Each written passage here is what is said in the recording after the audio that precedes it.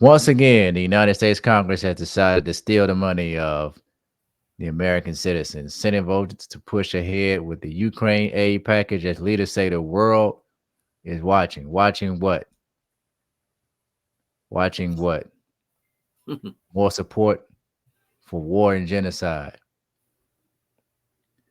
So he have Chuck Schumer along with Lindsey Graham, who are working together, Republicans and Democrats in the Senate, to try to send another $95 billion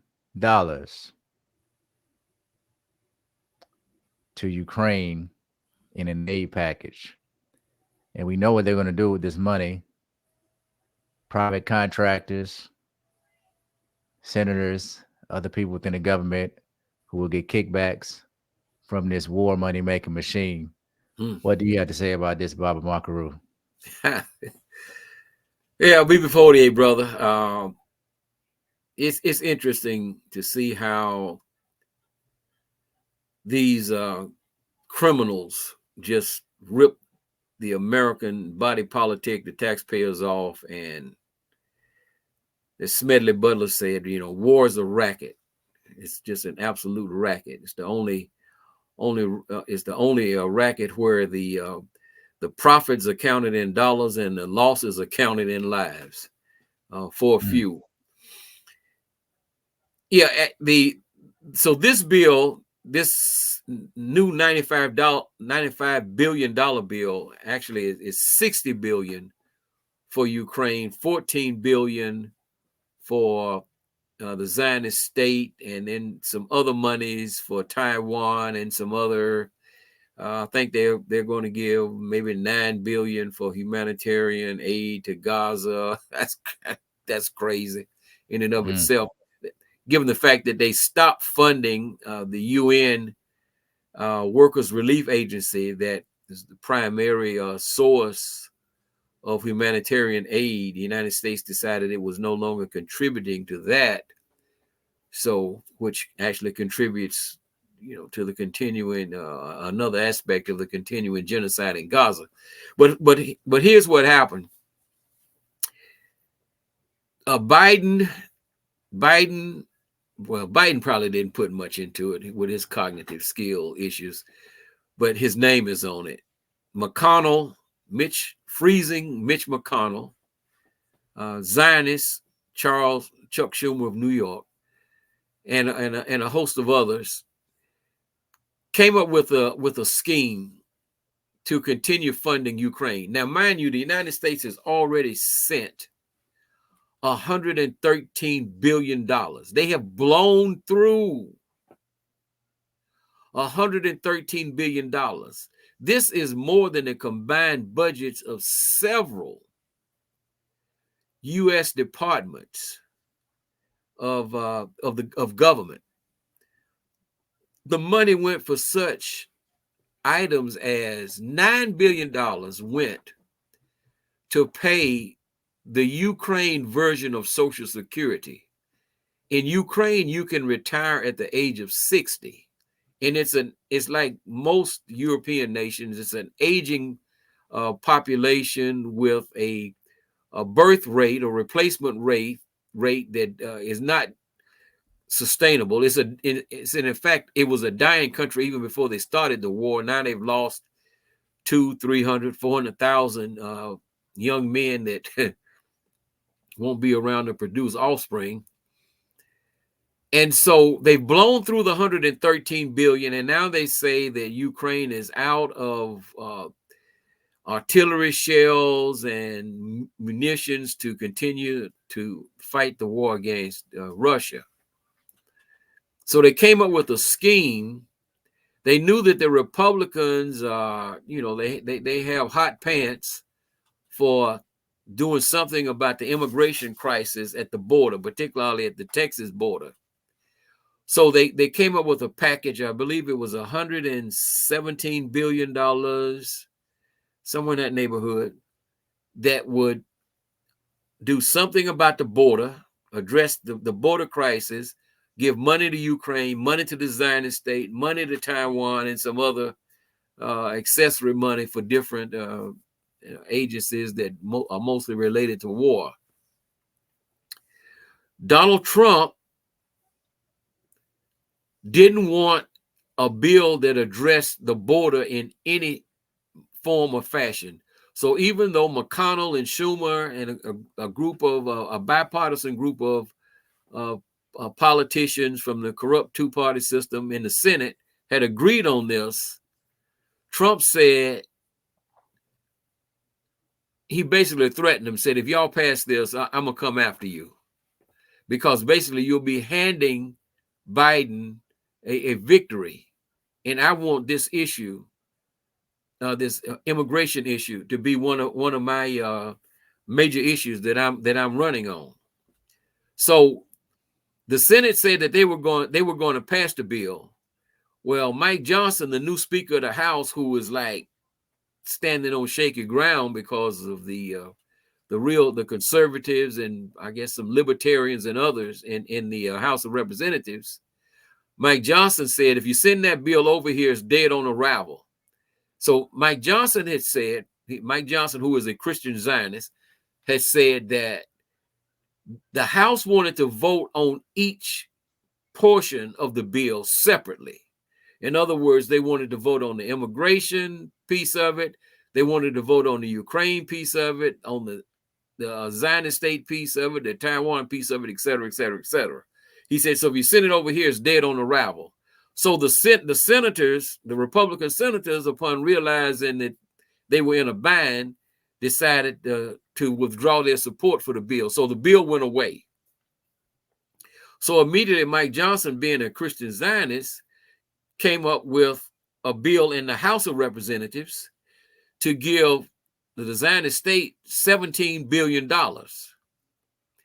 But because they went around the House rules, he needed a 2/3 majority to get the bill passed. And Biden said, well, you won't give me the money I want for Ukraine, so I'm not giving anybody else anything. This is quite amazing when you think about it. I mean, I don't know, has there ever been a time, at least since 1967, where the Zionist state didn't get what they wanted. But anyway, the House voted on it, and it didn't get a 2/3 majority. I think it was 250 to 166. Several of the Trump loyalists joined with the Democrats and voted against giving the Zionist state $17 billion. That has to be a first, for the almighty AIPAC and all of the other Zionist lobbies. But anyway, so that was shot down.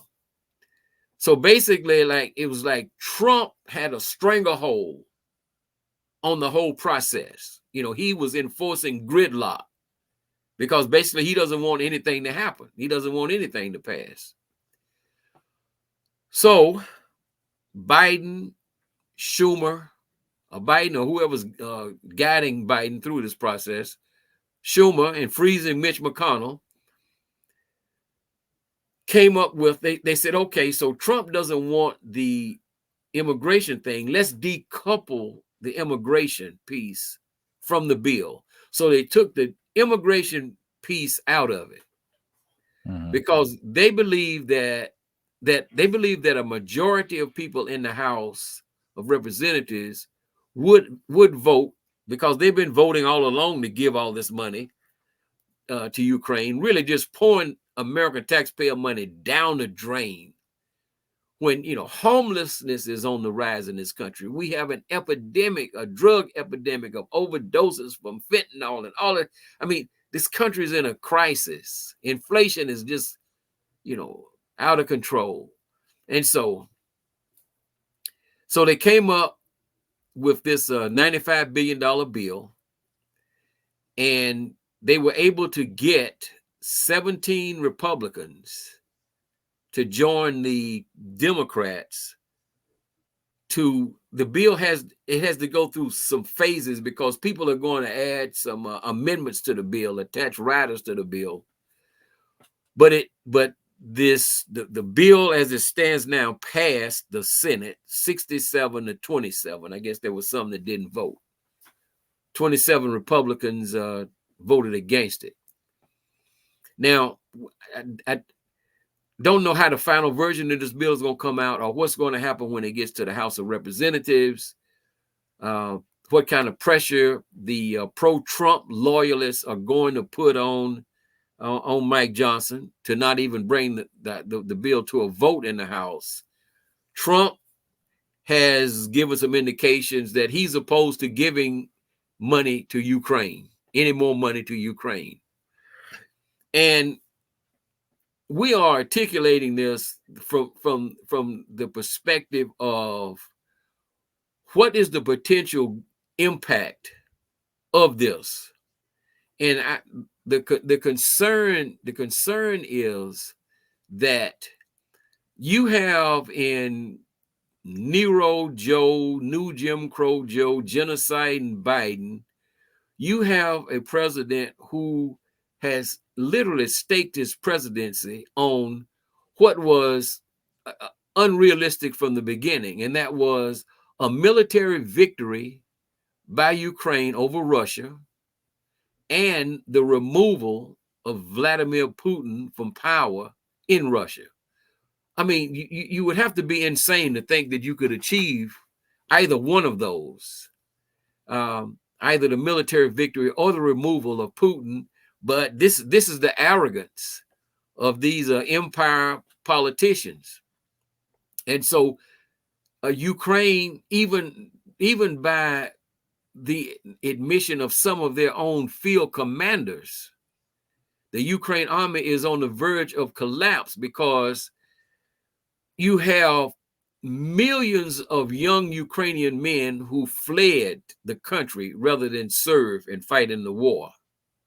And so basically, even if they got the $60 million, which a lot of it is going to go to the military industrial complex to provide the munitions, even if they got it, it wouldn't make a difference.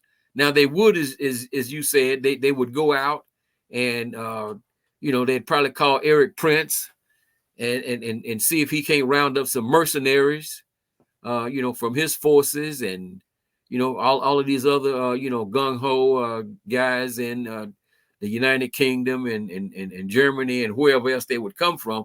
They could probably hire some mercenaries to fight for them. But the bottom line is you're just literally pouring billions of dollars that's actually needed in this country. You just pouring it down the drain, and all because you have a group of people, you have the neocons who think that the United States should be the policeman of the whole world, that they should dominate, every aspect of power on the entire planet. And then you have a arrogant, senile president who is desperate. And so the question being raised by some military experts, and these are people who have served in the U.S. military, like Colonel Douglas McGregor and others,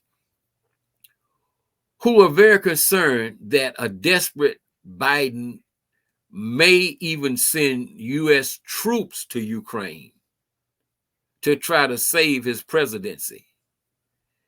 And if that happens, then right now the doomsday clock is 90 seconds from midnight. If that happens, the doomsday clock would probably be just a few seconds from midnight, because that just opens up the potential for a nuclear holocaust where there are literally no winners. And our people on the African continent would probably avoid the buck of it, but those of us who are here would be in a bad situation, because the nuclear weapons that they have today produce heat that's several times hotter than the sun. And so you could be up to 5 to 7 miles away from where the bomb actually hits, and you would be reduced to ashes within a matter of seconds. That's how serious this situation is, with playing with fire with these with these weapons. And make no mistake about it, the Soviets, the Russians have submarines in the Atlantic. They have submarines in the Pacific. They can hit probably every U.S. city. I mean, it just total destruction. And so this is the kind of, absolute arrogance. And this is why Dr. King said the American people must have the capacity to vote into oblivion politicians who cannot detach themselves from militarism. Now, like I said, we're not into this corrupt two-party system, lesser of two evils, all this kind of stuff. We're just talking about, how does African humanity survive, this absolute insanity that we see, running these countries, like the United States, the Zionist state, where the situation there, I mean, you're just a hair trigger away from spreading there. Because if it gets to a point where there's a conflict between the United States and Iran, I mean, you're looking at a disaster. So, well, when I look at this whole let me thing, say this final thing. Almost the point I wanted to make, because I raised this and I got some pushback. We're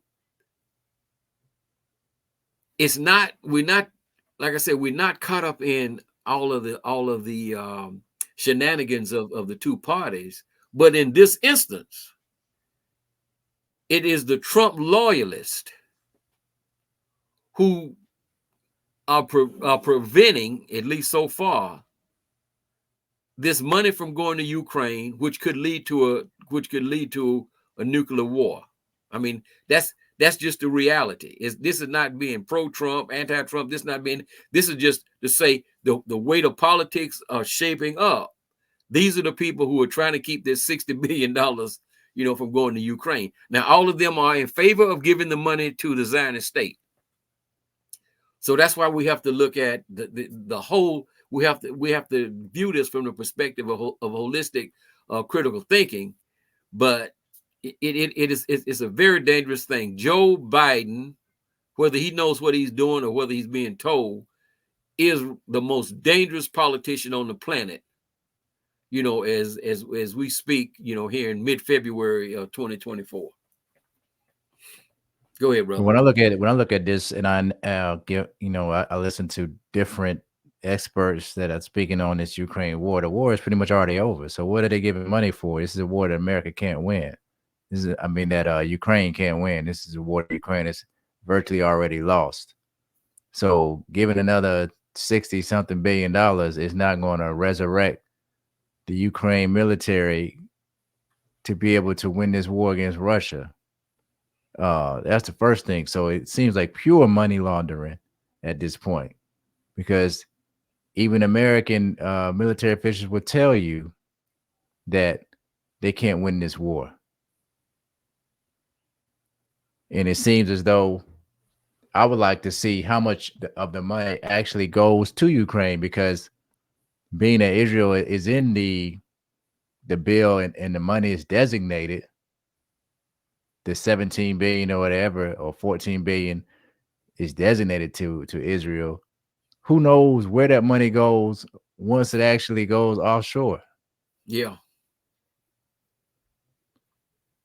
So we don't know if the majority of that funding could be going to Israel, and the 9 billion that's supposed to be going to Gaza may never even reach there. It seems asinine that you would send 14 billion to the people who are already committing the genocide on the people, and then try to send 9 billion to help the people who are being killed. If you were trying to help the people that are being killed, you would send more money to them.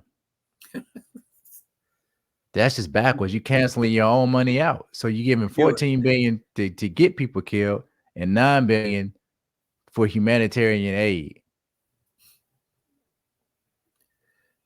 Yeah, and then you have all of the corrupt Ukrainians, Zelensky and others, who have condominiums in Florida and, and other places. I mean, Ukraine was already one of the most corrupt countries on the planet, which is the the one of the major reasons why Angela Merkel, when she was the Chancellor of Germany, blocked Ukraine from being able to join NATO. She said this is a corrupt country, and so now these guys have just lined their pockets while sending their own young people off to die for no. I'm surprised there hasn't been a coup against Zelensky. I'll be honest with you, a coup or a Valkyrie type of thing, like the German officers who tried to assassinate Hitler, during World War II. So we got to get rid of this fool.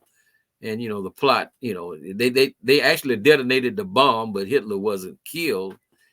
But I'm surprised that they've tolerated this incredible loss of life for what? Well, now For we what? see why Biden worked so hard to expand the IRS the way that he did, because he knew that he had to audit more people and squeeze more tax money out of people so that they can shuffle this tax money overseas for these wars. And I Yeah, remember and it's Janet not just. Yellen. I remember Janet Yellen saying that she estimated that it was another potential $1 trillion that Americans could tap that American could tap into from his own citizens through taxes. Yeah, and not only that, I mean, think of how ludicrous this is. I mean, okay, so the money is going to pay the salaries of Zelensky and all of the civil servants, people in the military. But when I read that $9 billion was going to pay retirement in a country where the retirement age is 60, and so you have Americans who still have to work to 66 or 67, and they're just going to keep increasing that age, still forced to work, but their tax dollars are going to pay retirement in a foreign country where people can retire at 60. Now, what does it take to get some common sense people to rise up against this whole corrupt system? Well, the thing about it is that most people don't really understand what their condition really looks like when you understand the bigger picture. And what I mean by that is people will look at an African country and they'll say, look at how the leaders are corrupt and they're living wealthy and rich, but the citizens are living poor. And they'll think that in America, they'll think, that people in America live well. Hmm. Well, let's look at that from a per capita perspective. Some countries in the world are very rich per capita based on their population. Well, if you took the per capita influence of imperialism that America has around the world, the amount of wealth that they amass through exploiting countries around the world, more so than any other African country could ever do, and you compare how its citizens live based on the wealth that America brings in, we live in under the same, maybe not the same conditions, but we look at the ratio and the gap, the wealth gap between the money that the imperialist government brings in versus how its citizens live. It's pretty much the same, boils down to the same thing. Hmm. Hmm. If they didn't waste the money that they stole from other countries, and I'm not saying that I support this system in the way that it works or that I'm looking for some better lifestyle from it. That's not what I'm saying at all. Personally, I want the corrupt system to end. I don't think other countries should be exploited. Their wealth should be taken and forked over to colonial countries like the United States, the UK, France, etc. But what I'm just trying to get people to understand is they are raping other countries, taking that wealth and amassing mass amounts of wealth and still On top of that, stealing from their own citizens through these wars. And that is a greater theft than any corrupt African leader could ever do, because they don't even have the access to that much money to steal. That's right.